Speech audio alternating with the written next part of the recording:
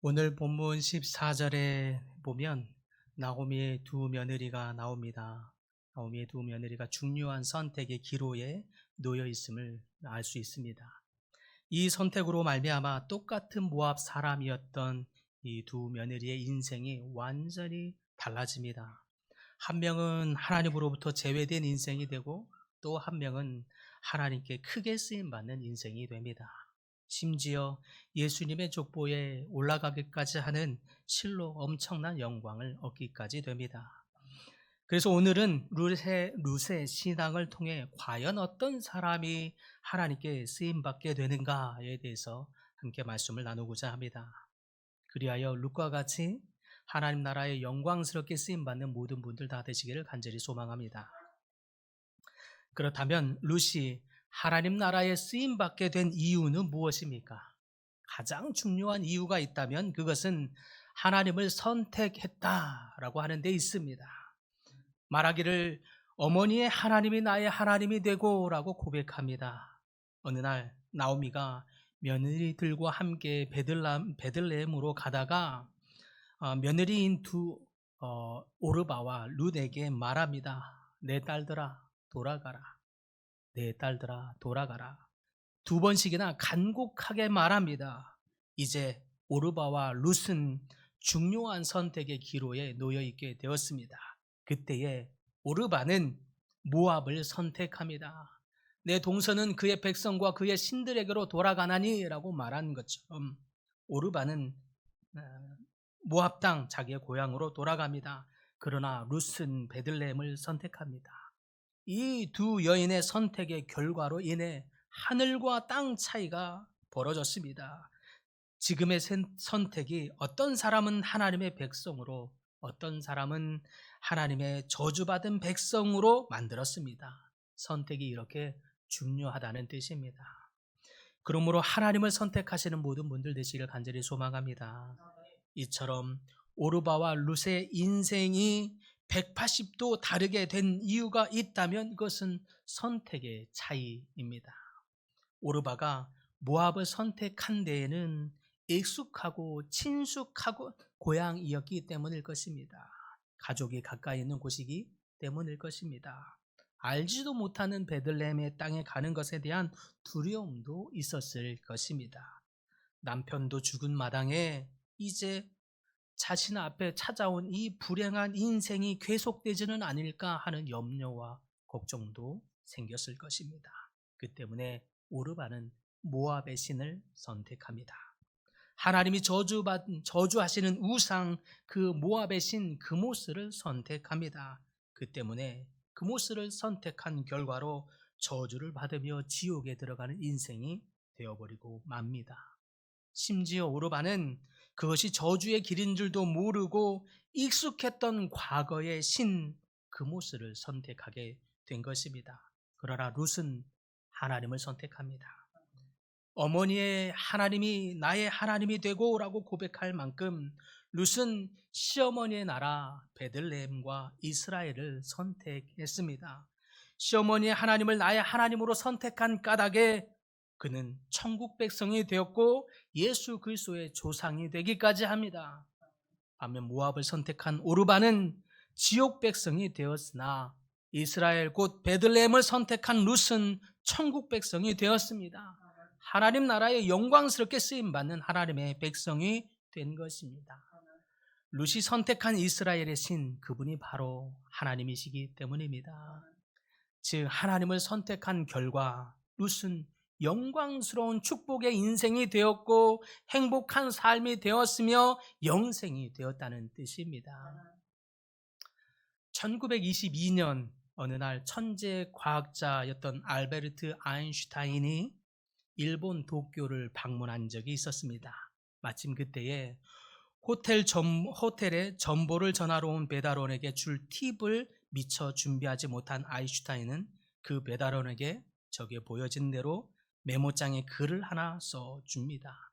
그런데 그 메모장이 경매에 나오게 되는데 그곳에서 약 20억 원에 팔리게 됩니다.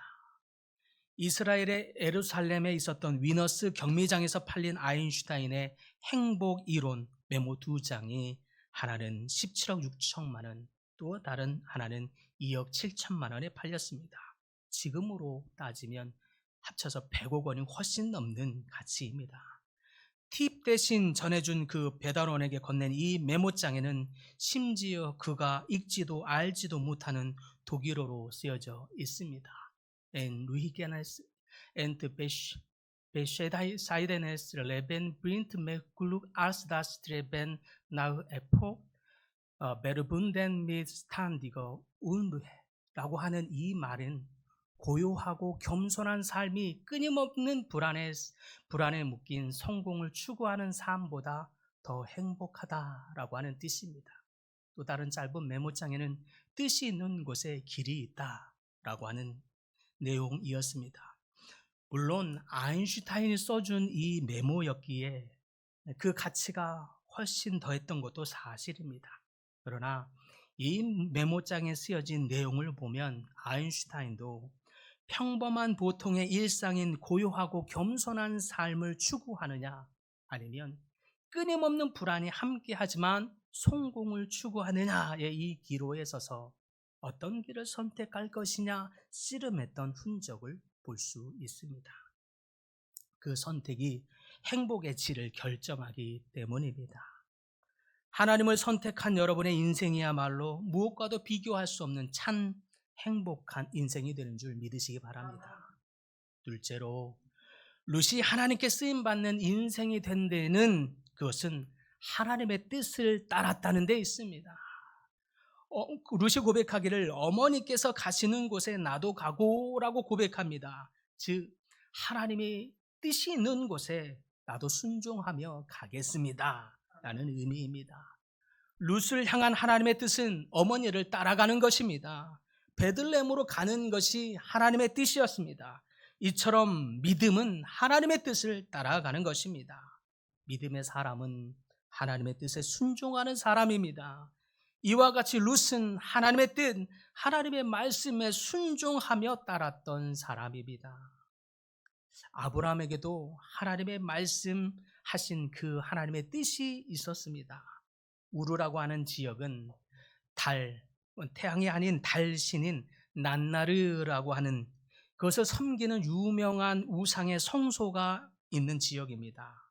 그 우상의 성소가 얼마나 큰지 축구장의 3배의 크기가 되었다고 합니다. 그랬으니 세계적으로 유명한 우르지구랏이라고 하는 지역입니다.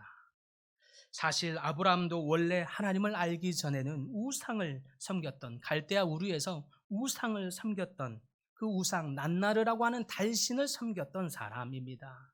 그랬던 그가 은혜 가운데 하나님을 선택함으로 말미암아 하나님께서 아브라함에게 임재하십니다. 임재하사 그에게 말씀하시기를 너는 너의 본토 친척 아비 집을 떠나 내가 너에게 지시할 땅으로 가라 라고 말씀을 듣게 됩니다. 이와 같이 하나님의 뜻은 하나님의 지시할 땅으로 가는 것입니다. 그것이 하나님의 뜻입니다. 어쩌면 우상을 숭배한다는 것이 하나님의 종에게는 큰 치부가 될 수 있는, 큰 약점이 될 수 있었던 그런 사람이었음에도 불구하고 아브라함이 하나님 나라의 영광스럽게 쓰임받을 수 있었던 그 이유가 있다면 바로 이와 같이 하나님의 뜻에 순종했다라는 데 있습니다. 그러므로 하나님을 선택하는 것은 바로 순종을 선택하는 것입니다. 하나님의 뜻에 순종하며 따르겠다고 하는 의미입니다. 하나님을 선택한 아브라함은 하나님이 기뻐하시는 것, 하나님의 뜻을 선택하며 하나님의 뜻에 순종하며 살았습니다. 어느 날 하나님께서 또 아브라함에게 말씀하십니다. 내 아들 독자 이삭을 바치라. 그런데 정말 이 요구는 말도 안 되는 것 같은 너무너무 불공평한 요구입니다. 그럼에도 불구하고 그 전에는 어떤 누구에게도 독자 아들을 죽여서까지 각을 떠서 바치라고 하는 요구를 한 번도 한 적이 없었습니다. 그랬기 때문에 더더욱 불공평하고 더더욱 불합리하게만 느껴졌을 그 요구였음에도 불구하고 아브라함은 순종합니다. 하나님의 뜻이기에 묵묵히 아무 말 없이 순종하며 따랐습니다. 그 요구가 얼마나 합리적인가, 얼마나 논리적인가, 얼마나 타당한가 계산하고 생각하지 않았습니다. 바로 그 순종이 아브라함을 위대한 하나님의 종, 하나님 나라의 영광스럽게 쓰임 받는 사람으로, 백성으로, 인생으로 만드시는 줄 믿으시기 바랍니다. 그렇습니다. 믿음은 하나님의 뜻을 따르는 것입니다. 하나님만 알게 되었다고 끝나는 것이 아닙니다. 하나님을 한번 선택한 것으로 다 되는 것도 아닙니다. 믿음은 하나님이 기뻐하시는 주의 뜻을 따르는 것입니다.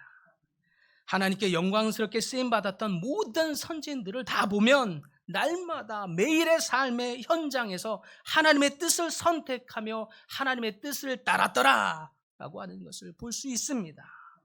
삶의 현장에서 날마다 하나님의 뜻을 선택하시는, 하나님의 뜻을 따르는 모든 분들 되시기를 간절히 소망합니다.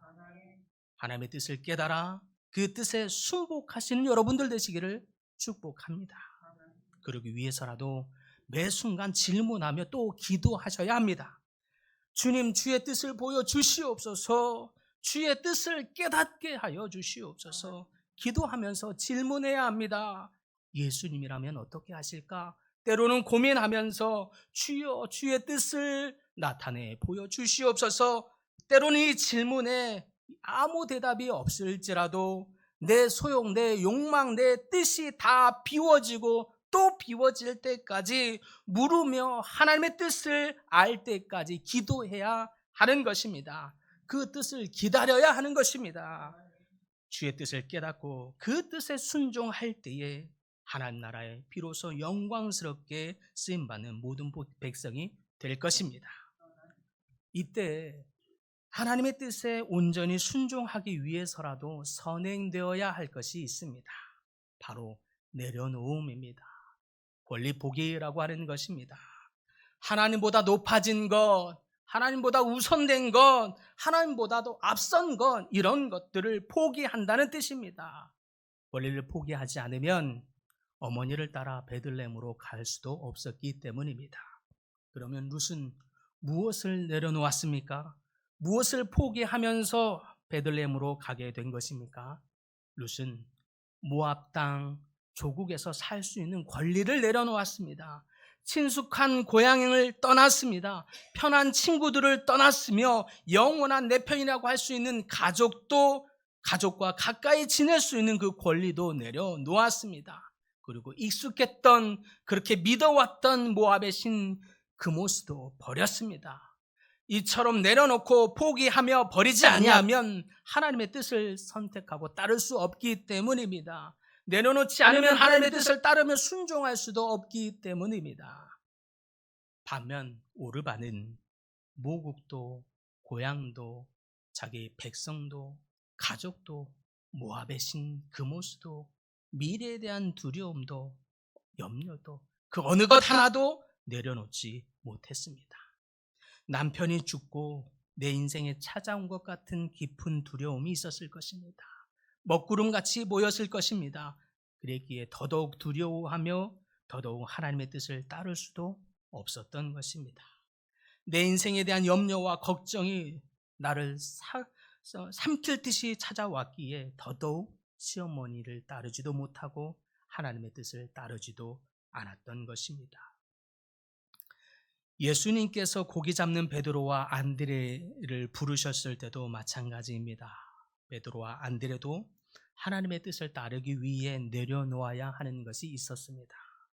그들의 생계를 위해 절대적이었던 고기잡이 배도, 그리고 그물도 내려놓았습니다. 평생의 직업이었던 어부라는 직업도 내려놓았습니다. 심지어는 그렇게 경험 많았던 어부가 깊은 물고기에는 물고기가 별로 없다는 것을 너무너무 경험적으로 잘 알고 있음에도 불구하고 깊은 곳에 그물을 던지라라고 하는 예수님의 요구에 순종하며 던져 많은 물고기를 잡습니다. 자기 경험을 내려놓았기 때문입니다. 이들은 이처럼 예수 그리스도의 뜻을 선택하기 위해 자기의 지식을, 자기의 경험을, 자기의 뜻을 내려놓았던 것입니다. 자기를 버렸습니다. 그들의 것을 내려놓고 예수님의 뜻을 선택하며 주의 뜻을 따랐습니다. 참 믿음은 이와 같이 내려놓음이 선행되어야 하는 것입니다. 과거의 옛 습관, 내 경험, 내가 맞다고 생각했던 모든 이론들까지, 지식들까지도 때로는 내려놓을 수 있어야 하나님의 뜻을 따르며 순종할 수 있게 되는 것입니다. 하나님께 쓰임받게 되는 것입니다. 그래서 예수님께서는 이렇게 말씀하십니다. 누구든지 나를 따라오려거든 자기를 부인하고 자기 십자가를 지고 나를 따를 것이니라. 자기를 부인하지 아니하면 주님을 따를 수 없다는 말씀입니다. 자기를 부인하는 그것은 자기 십자가를 지는 것입니다. 자기를 버리는 것입니다. 자기를 내려놓고 권리를 포기하는 것입니다. 그것이 자기 십자가를 지는 것입니다. 자기의 뜻, 자기의 생각, 자기가 좋아하는 것, 하나님이 싫어하는 어떤 모양이라도 다 버리는 것, 그것을 십자가에 못 박아야 하나님 나라에 영광스럽게 쓰임받는 백성이 되기 때문입니다. 내 소견, 내 지식, 내 경험, 그것을 내려놓지 못하고 하나님의 일을 하면 내 뜻, 자기의 왕국을 세우게 될 뿐입니다. 때문에 하나님은 하나님의 백성들을 영광스럽게 쓰시기 위해서라도 자기 십자가를 지고 나를 따르라 라고 말씀하시는 이유입니다. 믿음의 사람 룻은 하나님을 선택하고 하나님의 뜻을 따랐습니다. 하나님의 뜻을 따를 때 모압 땅 내 조국을 포기했으며 내 가족을 내려놓았고 내가 믿어왔던 그 모습 신도 다 버렸습니다. 그리고 어머니께서 가시는 곳에 나도 가고라고 말할 만큼 내가 가고 싶은 거, 내가 가고자 하는 장소, 내가 있고자 하는 모든 것을 다 내려놓고 내 뜻이 아니라 더 이상 내 주장이 아니라 어머니를 통해서 인도하시는 하나님의 뜻에 순복하기로 결단하고 있음을 보여주고 있는 것입니다. 사랑하는 성도 여러분, 비록 하나님을 선택했을지라도 하나님의 뜻을 따르지 않으면 쓰임받을 수 없습니다. 하나님의 뜻을 따른다고 말했을지라도 옛 모습, 내 생각, 내 뜻을 내려놓지 않으면 또한 하나님께 온전히 순종할 수도, 하나님께 온전히 쓰임받을 수도 없습니다. 하나님이 우리 삶에 역사하기 싫어서 역사하지 않는 것이 아닙니다. 우리를 향한 하나님의 사랑이 작아서 우리에게 그분의 사랑이 느껴지지 않은 것도 아닙니다. 오히려 하나님이 우리 삶에 일하시고 놀라운 역사를 내보이고 싶을지라도 내 생각, 내 육체의 생각, 내 육체의 욕심이 때로는 하나님의 뜻을 가로막기 때문에 그분의 음성이, 그분의 뜻이 깨달아지지도 않고 들려지지도 않고 주님의 모습이 보여지지도 않는 것입니다. 아무리 기도해도 응답이 보여지지 않는 것입니다. 왜 그렇습니까? 내 육체의 생각이, 내 육체의 주장이, 내 육체의 소욕이 하나님의 역사를 막아서고 있기 때문입니다. 사랑하는 성도 여러분, 그러므로 우리의 생각, 우리의 옛 모습, 육체의 소욕을 내려놓읍시다. 그리고 옛 것을 내려놓고 주님을 따르겠나이다. 주님의 뜻을 따르겠나이다. 나를 주장하지 아니하고 하나님의 뜻을 따르겠나이다. 결단하십시다. 우리가 그 결단 속에 기도하면서 나의 옛 모습을 내려놓고 하나님의 뜻을 따름으로 말미암아 하나님 나라의 영광스럽게 쓰임받는 모든 성도님들 다 되시기를 간절히 축복합니다. 주님, 내 육체의 소욕, 내 주장, 내 옛 모습, 내 옛 기억들, 생각들, 사고들, 오름들, 그 어떤 것보다도 하나님보다 높아지지 않게 하여 주시옵소서. 그래서 그 모든 것을 내려놓게 하시고 비우게 하여 주시옵소서. 하나님, 그래서 주님 앞에 하나님보다도 높아진 나의 주장과 나의 뜻, 내 생각, 내 육체의 모든 소욕들을 주님 앞에 내려놓겠다 결단하는 주의 백성들에게 주님의 뜻을 비춰 주시옵소서. 주님의 뜻을 밝히 깨닫게 하여 주시옵소서. 그래서 오직 주님의 뜻을 따르겠노라 고백하는 백성들 다 되게 하여 주시옵소서. 그래서 오직 주님의 뜻을 따르겠다고 고백하는 주님의 백성들에게 또한 하나님 나의 풍성한 은혜를 경험하게 하여 주시옵소서. 하나님의 풍성한 역사를 경험하게 하여 주시옵소서. 주의 응답을 경험하게 하여 주시고 주의 음성을 듣게 하여 주시고 소망에 되시는 하나님의 말씀을 깨닫는 역사 또한 있게 하여 주시옵소서. 예수님의 이름으로 기도드립니다. 아멘.